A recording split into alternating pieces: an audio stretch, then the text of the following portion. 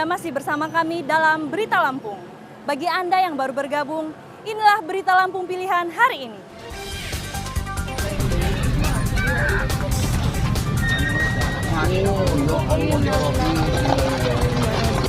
Kecelakaan beruntun yang melibatkan 2 truk muatan berat dan 1 motor di Jalan Sumatera lintas tengah Lampung Utara menewaskan 1 orang.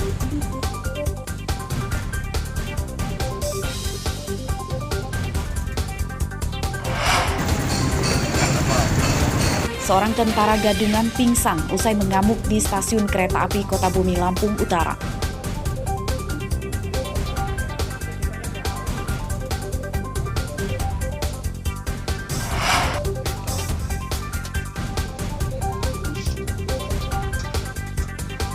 Seorang warga di Tulang Bawang menekuni bisnis unik menjual air isi ulang rebusan.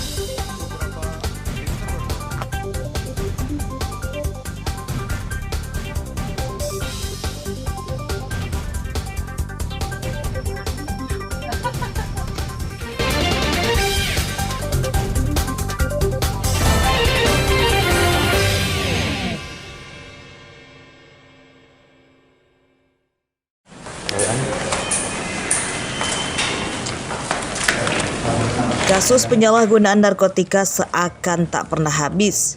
Meski sudah banyak memakan korban jiwa atau masuk penjara, terbaru jajaran Satuan Narkoba Polresta Bandar Lampung menangkap 4 tersangka pengedar narkotika yang juga merupakan residivis. Keempat tersangka itu adalah Benny dan Sabto, warga Kecamatan Teluk Betung Selatan, serta Dedi dan Rudi, warga Raja Basa Bandar Lampung. Mereka menjual narkoba kepada mahasiswa di sejumlah tempat kos di Bandar Lampung. Keempatnya ditangkap di berbagai lokasi bersama 5 tersangka pemakai yang merupakan langganannya. 9 tersangka itu ditangkap dalam kurun waktu 1 bulan dari berbagai wilayah di Bandar Lampung. Pemasok narkoba masih buron.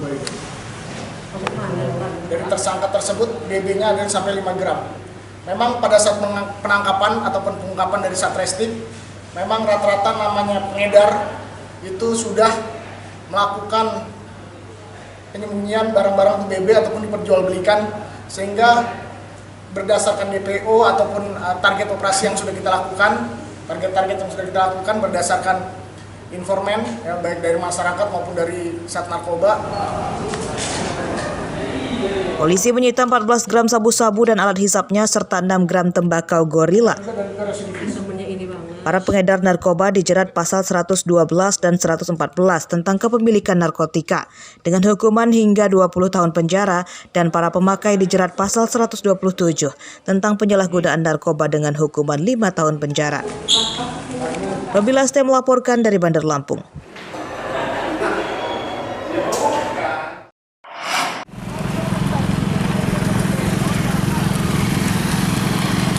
Ujung jalur 2 Jalan Kebon 4 di Kelurahan Tanjung Senang, Kota Bumi, Lampung Utara rusak dan tidak bisa dilewati kendaraan. Jalan penuh kubangan layaknya tempat mandi hewan. Pengendara mobil tidak pernah lagi melewatinya karena khawatir akan terperosok atau bahkan terguling. Mereka memilih jalan di sebelahnya dan terpaksa melawan arah. Sementara pengendara motor memilih lewat di sisi jalan dan menggunakan halaman rumah warga untuk melintas. Udah lama ini. Udah pernah diperbaiki belum? Belum pernah. Terus kalau jalan rusak ini gimana untuk warga yang lewat? Ya nggak ada, lewat sebelah, kadang-kadang lewat sini nyingkir. Gimana dari dulu itu kayak gitulah, udah kayak kolam renang kayak gitu. Oh, di sini. Kalau di sana iya, kalau kriminal, kalau sini dia bisa kecelakaan, rawan kalau kayak gini. Udah sering ya? Iya. Gimana orang lawan arah? Sudah 2 tahun jalan ini rusak tapi belum juga diperbaiki. Kalau bisa pemerintah ini dipikirin dulu tempat kami di jalur 2 ini, Pak. Mohon dibantu, udah lama kami di jalur 2 ini. Jadi kalau lewat sini gimana, Bang? Harus hati-hati apa gimana? Hati-hati, Bang, di sini nih. Karena banyak lubang, banyak juga motor-motor yang jatuh di sini. Kita nggak tahu. Warga mendesak pemerintah segera memperbaiki jalan karena menyebabkan kemacetan saat ramai kendaraan. Apalagi sejak jalan itu rusak, kerap terjadi kriminalitas seperti penodongan hingga pencurian motor. Ardio Haba melaporkan dari Lampung Utara.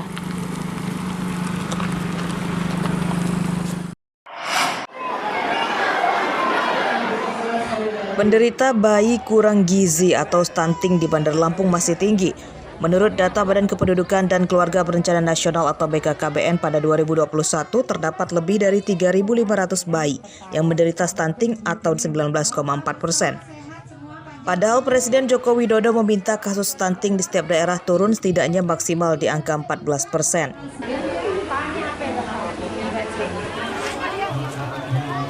Untuk mencapai target sesuai instruksi Presiden, pemerintah Kota Bandar Lampung tahun ini akan lebih fokus mengatasi stunting. Targetnya tahun ini bisa turun di angka 16% dan di tahun 2023 sudah di bawah 5%.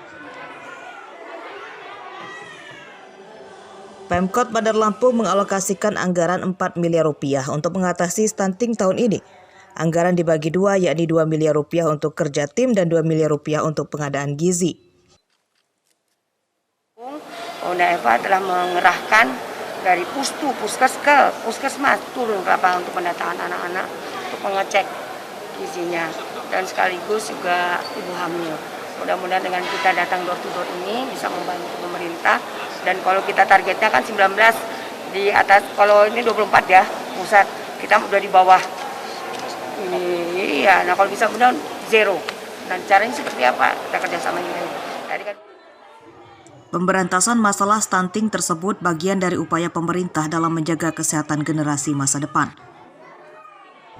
Stunting adalah kondisi gagal tumbuh akibat kekurangan gizi pada 1000 hari setelah kelahiran bayi. Kondisi itu berdampak jangka panjang hingga dewasa bahkan lansia karena pertumbuhan otak dan organ lain terganggu. Stunting bisa disembuhkan jika terdeteksi sejak dini. Jeffrey Arifin melaporkan dari Bandar Lampung.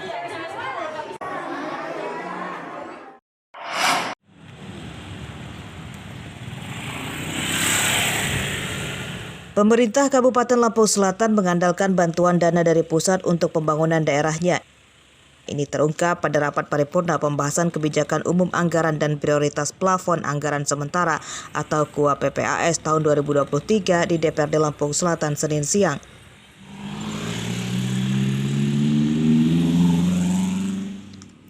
Pada rapat ini, target pemasukan asli daerah atau PAD Lampung Selatan tahun 2023 sebesar 343 miliar rupiah.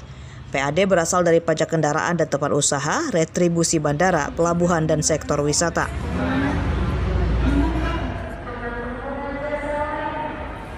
Target PAD tersebut tidak sesuai dengan rencana pengeluaran belanja daerah yang mencapai 2,1 triliun rupiah. Sisa kekurangan belanja daerah sebesar 1,8 triliun rupiah mengharapkan transferan dari pemerintah pusat. Rencana belanja daerah itu disetujui oleh 8 fraksi. Telah membacakan rancangan surat keputusan DPRD Kota Lampung Selatan tentang persetujuan kebijakan umum anggaran dan prioritas pelapor anggaran sementara APBD tahun anggaran 2023. Untuk itu, saya tawarkan kembali, apakah rancangan keputusan DPRD tersebut dapat disetujui? Dana 2,1 triliun itu akan dipergunakan untuk membiayai pembangunan infrastruktur wilayah, peningkatan ekonomi, pemerataan pelayanan publik, dan pengentasan kemiskinan. Pemerintah Kabupaten Lampung Selatan menjanjikan perbaikan jalan di daerahnya akan selesai di tahun 2024.